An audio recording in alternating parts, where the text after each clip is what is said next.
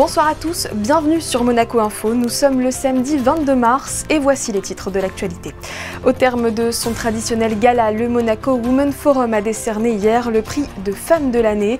Nous vous dévoilerons le nom de la lauréate dans quelques instants. Nous partirons aux États-Unis rejoindre notre correspondante pour faire le point des changements engendrés dans le pays 2 mois après l'investiture de Donald Trump. Elle nous fera voyager au Brésil. Isabelle Vira sera notre première invitée. La réalisatrice présentera son nouveau film documentaire Nawasia, les secrets de l'Amazonie, une production monégasque. Avec notre second invité Alain Bottaro, nous parlerons diplomatie et pouvoir puisque le conférencier reviendra sur ce qu'il a appelé les bons offices d'Albert Ier auprès des dirigeants étrangers de son époque. Roulement de tambour au terme d'un dîner organisé hier soir par le Monaco Women Forum, le prix Femme de l'année dédié à l'exploration spatiale a été décerné à la Française Hélène Huby, cofondatrice et directrice générale de The Exploration Company. Un prix spécial a également été remis à Amalia Ercoli Finzi, 87 ans et première italienne à décrocher un diplôme d'ingénieur en aéronautique. Retour sur cette soirée de femmes brillantes avec Marie Bonnet-Blanc et Marie-Ève B. Un moment rempli d'émotions. Sur scène, Amalia, 87 ans. Elle reçoit le prix de Femme de l'année, notamment pour sa carrière impressionnante. Passionnée depuis toujours par les étoiles et après presque 60 ans dans le domaine de l'astronomie, ce prix, c'est une concrétisation. C'est la satisfaction d'avoir la reconnaissance que j'ai fait quelque chose d'important. Je pense que ce que nous avons maintenant des comètes est plus que ce que nous connaissions avant. Et c'est important. C'est important parce que ce qui fait la différence entre les femmes et les hommes et les autres êtres vivantes, c'est la curiosité. Hélène Huby a été aussi récompensée en tant que Femme de l'année 2025, car elle a elle aussi un parcours incroyable. Elle a un lien également avec l'espace, elle est à la tête de sa propre entreprise dans laquelle elle conçoit des vaisseaux spatiaux. Elle cherche avant tout à libérer des talents et ce prix, c'est une récompense qu'elle reçoit en toute humilité. Cette récompense, elle va d'abord à l'équipe et elle récompense le travail qu'on a fait depuis 3 ans et demi, puisqu'on est la start-up spatiale en Europe qui a la plus forte croissance. Et on a signé en 3 ans 800 millions d'euros de contrats et levé 225 millions d'euros. On est passé de 4 personnes à 250 personnes. On a démarré entre la France et l'Allemagne, on a ouvert en Italie, on ouvre au Luxembourg, on a ouvert aux États-Unis, on ouvre aux Émirats arabes unis. Donc on mène cette coopération entre pays et on a tiré une première capsule qui vole dans l'espace au moment où nous parlons. Et il y a une deuxième capsule spatiale qui part là en juin cette année. Une belle reconnaissance pour ces femmes au parcours inspirant mises à l'honneur le temps d'une soirée. Elles ont pu parler avec fierté de leur réussite. Aux États-Unis, Donald Trump a décidé de suspendre des financements cruciaux pour la lutte contre le sida dans le pays. Une mesure qui déstabilise la lutte contre le virus outre-Atlantique, mais aussi dans le reste du monde. Les annonces comme celle-ci se multiplient depuis la prise de pouvoir du nouveau président il y a 2 mois. L'occasion de dresser un premier bilan de sa mandature avec notre correspondante Alexandra Pani à New York. Bonsoir. Bonsoir à vous. Oui, 2 mois qui ont déjà eu l'effet d'une véritable tornade. Donald Trump avait prévenu qu'il prendrait des mesures dès les premières heures du début de son mandat, le 20 janvier dernier. Et depuis, pas un jour n'est passé sans une annonce. La dernière en date, sa volonté, une bonne fois pour toutes, selon son expression, de démanteler les départements de l'éducation. 1,6 milliard de dollars sont attribués à ce ministère. Le nom de ce nouveau décret, je cite, « Améliorer les résultats de l'éducation en responsabilisant les parents, les États et les communautés ». Selon Donald Trump, le gouvernement ne faisait pas un travail suffisant. Il avait déjà supprimé 2000 postes il y a quelques jours. Mais comme pour tout décret visant un département de niveau ministériel, il devra être confirmé par le Congrès. Autre image choc que nous avons tous en tête, cet échange, ou plutôt lynchage public pour le nommer clairement, du président ukrainien Zelensky à la Maison-Blanche le 28 février. Des déclarations qui ont choqué grand nombre de chefs d'État occidentaux qui ont réaffirmé leur soutien à l'Ukraine alors que Donald Trump annonçait quelques jours après une pause de l'aide militaire américaine et un rapprochement avec le président Poutine qu'il aura à plusieurs reprises au téléphone. Donald Trump cherche à remodeler l'ordre mondial et ses relations avec les pays européens. Il remet en question son engagement au sein de l'OTAN, met fin à l'aide et à l'assistance humanitaire américaine et retire les États-Unis de plusieurs institutions de l'ONU. Autre annonce clé du début de son mandat, la hausse des taxes douanières, d'abord avec le Canada et le Mexique à hauteur de 25%, dont l'application a été reportée au 2 avril, puis des taxes supplémentaires de 20% sur les produits chinois. Et la semaine dernière, il a menacé d'appliquer 200% de taxes douanières sur les champagnes et vins français, mais aussi européens. Une surenchère qui inquiète et qui commence déjà à se faire sentir sur l'économie américaine, dont un premier ralentissement a été noté.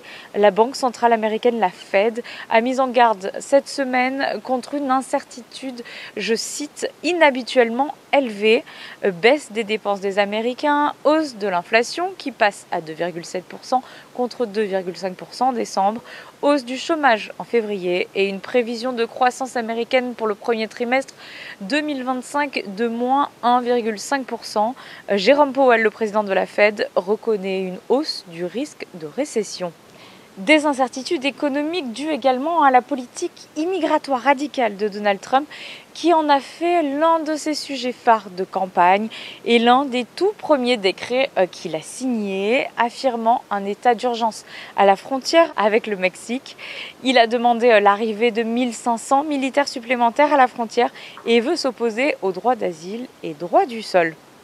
Autre personnalité que l'on voit beaucoup aux côtés du président américain depuis le début de son mandat, le milliardaire Elon Musk, nommé à la tête de la nouvelle mission DOGE, Department of Government Efficiency, en charge de simplifier, alléger et surtout réduire le coût de l'administration fédérale. Mais à quel prix ? Après seulement 2 mois de mandat, l'on peut dire que le président américain a réussi à chambouler le système international, mais aussi ses propres institutions. Affaire à suivre. Alors que nous célébrions la Journée internationale de la protection des forêts hier, nous allons parler d'un film documentaire poignant qui nous plonge dans la richesse et les enjeux de la forêt amazonienne. Il s'agit de Nawacia, les secrets de l'Amazonie, réalisé par Isabelle Vieira, qui est avec nous. Bonsoir. Bonsoir. L'œuvre sera présentée en avant-première mondiale à l'Opéra de Monte-Carlo le 19 avril. Pourquoi avoir choisi la principauté ? Alors, j'ai choisi la principauté parce que ma société, elle est monégasque et c'est ce qui m'a permis en fait de démarrer cette aventure. Et le 19 avril parce que c'est la journée des peuples autochtones au Brésil, donc c'est un jour très important pour nous. Et Monaco, c'est un lieu d'engagement et d'écoute. Et pour moi, c'était évident de faire cette avant-première à Monaco. Pour ce projet, vous êtes parti donc sur les terres de vos ancêtres, là où vous avez grandi, afin de filmer les conditions de vie réelles au contact des populations locales. Oui, tout à fait. Pour moi, c'était important de faire un retour vers mes racines et un retour d'être vraiment à l'écoute de ce qu'ils aimeraient en fait raconter, plutôt ce que moi je voulais raconter comme histoire. Et qu'est-ce que vous avez voulu raconter comme histoire justement? De quoi avez-vous été témoin lors de ce voyage? J'étais déjà témoin de la beauté, de prendre du recul et revenir vers ses racines. Et j'ai pu retrouver un peuple qui est en demande de l'aide, non seulement pour la préservation de leur culture, de leur savoir-faire ancestral, de leur terre, mais aussi cette demande d'apporter une voix à l'étranger qui se fasse écouter et pour qu'ils puissent se faire protéger. Et est-ce qu'il y a une scène en particulier qui vous a marqué ? En fait, une scène qui m'a beaucoup marquée, c'était au moment de la pêche, où ils doivent partir à la pêche pour pouvoir se nourrir. Et cette communication qu'ils ont en fait avec la nature et les oiseaux qui vont nous diriger où ils peuvent trouver à manger. Donc c'était aussi des moments très marquants pendant les rituels, cette connexion qu'ils ont avec la peinture, les traditions. Donc j'ai voulu vraiment montrer la beauté plutôt que le côté sombre et le côté de destruction de l'Amazonie. Et le projet a été soutenu par la Fondation Prince Albert II de Monaco. C'est un soutien important pour vous, j'imagine ? Oui, ce soutien moral, c'est tout à fait fort et très symbolique, non seulement pour moi, mais pour mes équipes également, parce que c'est une institution qui, depuis des années, ont cet engagement envers la préservation de la planète et notamment sur la protection des forêts. Encore une fois, on ne peut pas parler de protéger les forêts sans protéger les gardiens de la forêt. Et en plus d'être présenté en avant-première mondiale à Monaco en avril prochain, le film est également nominé dans un festival international du film à Cannes. Oui, c'est ça. On a en fait une énorme fierté, non seulement pour moi en tant que réalisatrice et pour mon équipe, mais surtout pour les peuples premiers, les peuples autochtones. C'était ma mission de faire ce film, c'était à leur demande en fait. Et pour moi, c'est vraiment une très belle reconnaissance que leur voix elle sera entendue à travers le monde. Eh bien, on l'espère. Merci beaucoup Isabelle Vieira d'avoir été avec nous ce soir. Merci. Où allez-vous partir en vacances cet été? Au Brésil peut-être, si ces images vous ont donné envie d'en découvrir davantage, parce que oui, il est déjà l'heure de se poser la question. Le Méridien Beach Plaza a accueilli hier et aujourd'hui le Salon du Voyage. Sur 2 jours, les particuliers ont rencontré les professionnels du tourisme et certainement fait leur première réservation. Marie Bonnet-Blanc et Alexandra Marangoni ont parcouru les stands pour nous. Plusieurs particuliers avec les mêmes envies de voyage sont venus parcourir les allées de ce salon. Plusieurs destinations, plusieurs façons de voyager, plus qu'à choisir. On a la possibilité d'avoir, en étant ici, vous faites un stand, vous avez une compagnie, vous allez un peu plus loin, une autre compagnie. Je vais repartir avec mes brochures et calmement à la maison, je vais faire la... Donc je suis en train de faire mon marché, si vous préférez, pour mes prochaines vacances. Ici c'est la Croatie, oui, donc je suis en train de me renseigner. Ça fait très longtemps que j'ai envie d'y aller et je voudrais faire un voyage un petit peu complet. Ils proposent des prestations différenciées en fonction un peu de ce qu'on choisit nous-mêmes et on peut mixer les prestations comme le bateau, les visites, les hôtels, les locations de villas. Donc c'est assez intéressant. L'intérêt pour ces professionnels du voyage, c'est de proposer plusieurs destinations afin de voyager parfois de façon unique. Nous, on affrète notre avion, on a créé un itinéraire de 9 destinations. Donc on va au Mexique, au Pérou, l'île de Pâques, Polynésie française. Ensuite, on va en Nouvelle-Zélande, en Indonésie, au Cambodge, en Inde et on finit en Jordanie.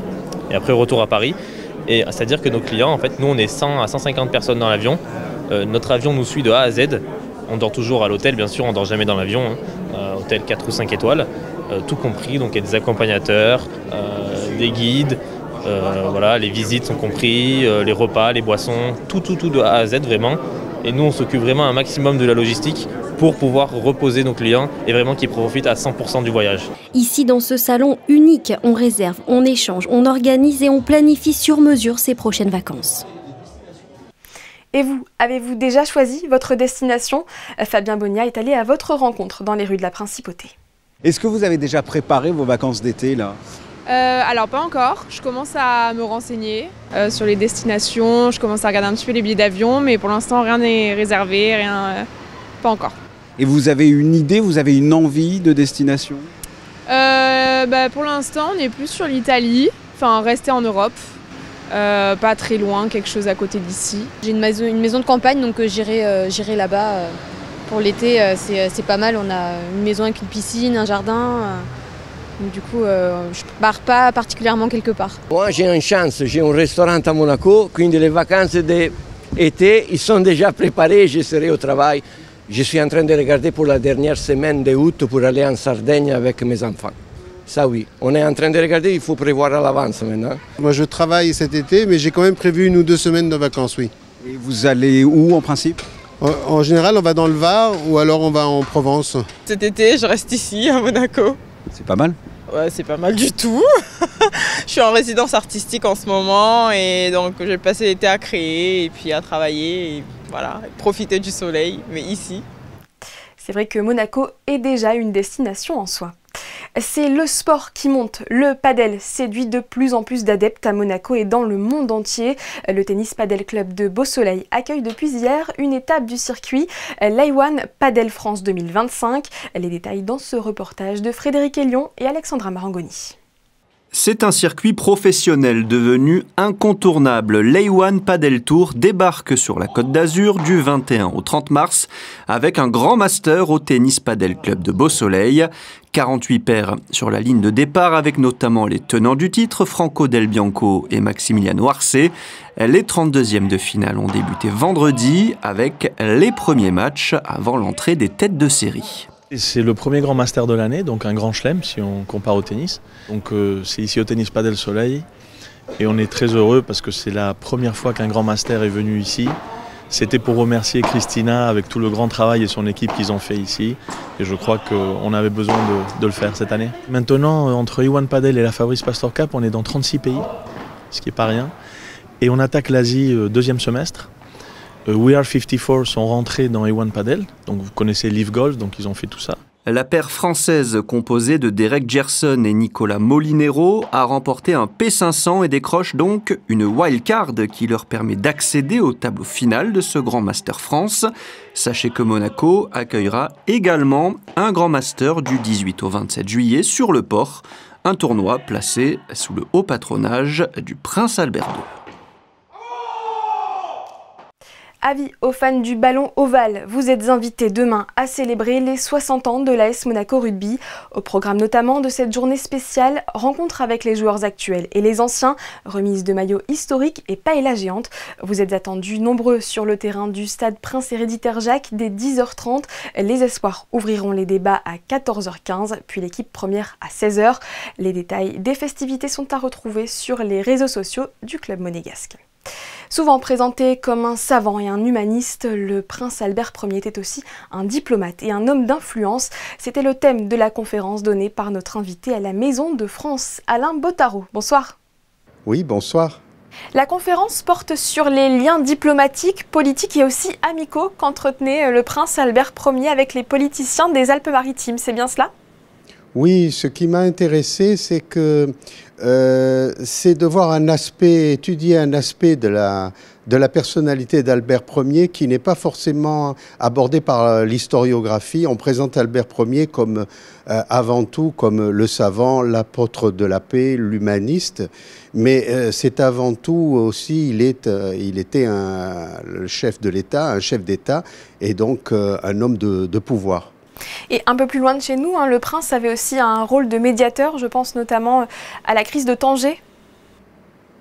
Ah oui, alors, en effet, la crise de Tanger, donc cette tension franco-allemande qui naît de 1905 et qui va se poursuivre jusqu'à 1912, mais a été motivée par le fait que la France voulait établir un protectorat sur le Maroc, qui était alors complètement indépendant, et Guillaume II, l'empereur d'Allemagne, veut contrecarrer la France et n'entend pas du tout à ce que le Maroc soit la chasse gardée de la France. Donc il débarque à Tanger, en territoire marocain, il fait un discours appuyé comme protecteur de la souveraineté marocaine. Donc ce qui engendre une tension diplomatique avec la France, tension très vive. Et donc, le président du Conseil à ce moment-là, le chef du gouvernement, c'est Maurice Rouvier, qui est un élu local aussi au département des Alpes-Maritimes. Il est le président du Conseil général des Alpes-Maritimes. Et il va y avoir une mission de bons offices d'Albert Ier auprès de Maurice Rouvier, le chef du gouvernement, auprès d'Émile Loubet, le président de la République française, et de l'autre côté, de l'empereur d'Allemagne, Guillaume II, avec qui il avait des relations amicales et constantes. Voilà, c'était l'objectif du prince, faire de Monaco un pôle de rayonnement du pacifisme. En effet, par rayonnement de Monaco, à travers une politique de pacifisme, il a fondé un institut international de la paix, dont l'objet n'était ni plus ni moins que l'établissement d'une paix universelle dans le monde, par, là encore, le concours, on pourrait dire, des bonnes volontés des gouvernants, donc pour promouvoir la paix. Voilà. Et cette politique, il l'a menée avec volontarisme jusqu'au bout, jusqu'en août 1914, où il espérait pouvoir renouer les fils entre la France et l'Allemagne.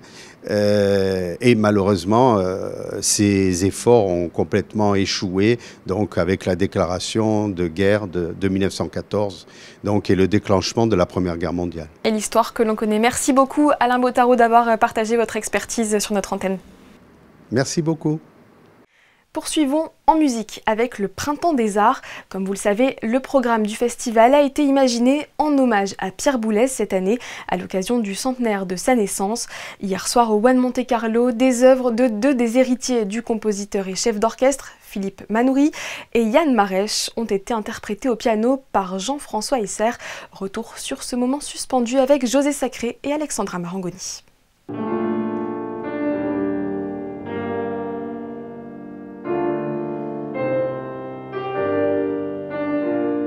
Vendredi 21 mars, le grand pianiste Jean-François Esser était l'invité du Printemps des Arts de Monte-Carlo pour interpréter deux pièces de Manuel de Falla, mais aussi, dans le cadre de la célébration du centenaire de la naissance de Pierre Boulez, deux œuvres composées par des musiciens considérés comme les héritiers de Pierre Boulez, Philippe Manoury et Yann Marèche. Deux compositeurs qui seront aussi ce soir interprètes de leur œuvre. Oui et non, c'est-à-dire qu'ils seront derrière une console pour contrôler la diffusion des sons électroniques qui seront donnés, pas en transformation de ce qui est joué par le pianiste Jean-François Esser. Donc ils seront en contrepoint avec lui pour notamment régler les dosages sonores entre le son direct de l'instrument et le son transformé par les ordinateurs de l'IRCAM.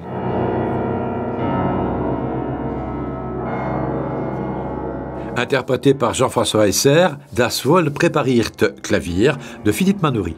Philippe Manoury a évidemment une relation très proche avec Boulez, ancienne. C'est quelqu'un avec qui Boulez a fait confiance dès ses premières œuvres. C'est aussi quelqu'un qui a énormément travaillé à l'IRCAM, qui passait des nuits entières à travailler sur des parties sonores pour des œuvres. Donc il a beaucoup côtoyé Boulez, il y a une filiation, mais on ne peut pas dire non plus que la musique de Philippe Manoury, et loin de là, soit épigonale par rapport à la musique de Pierre Boulez. D'ailleurs, Pierre Boulez détestait les épigones.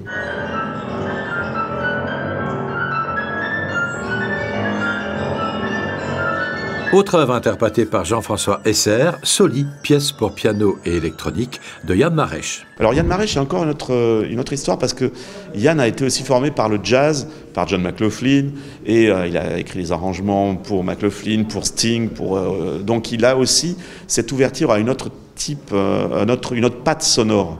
Évidemment, Yann est aussi un compositeur qui maîtrise parfaitement l'académisme de l'écriture, c'est-à-dire tous les moyens les plus techniques pour écrire de la musique, et donc de ce fait, il est aussi un héritier de Boulez par cette exigence, par le fait de mettre l'écriture comme une valeur suprême. Pour certains spectateurs auditeurs présents au One Monte Carlo, ce concert fut une découverte, mais pour tous les mélomanes, un plaisir.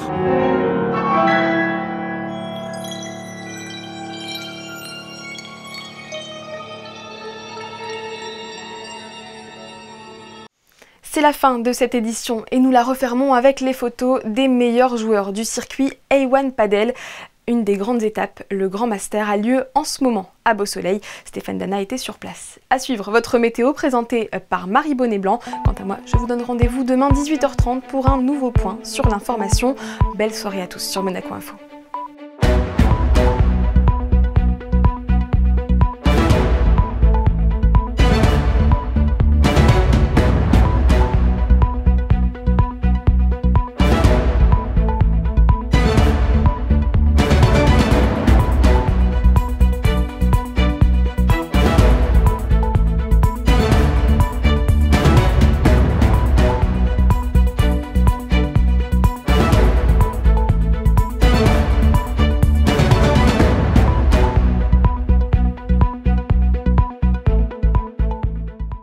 Retrouvez la météo avec Suisse Courtage, votre partenaire de confiance en assurance à Monaco. Protection sur mesure pour particuliers et professionnels.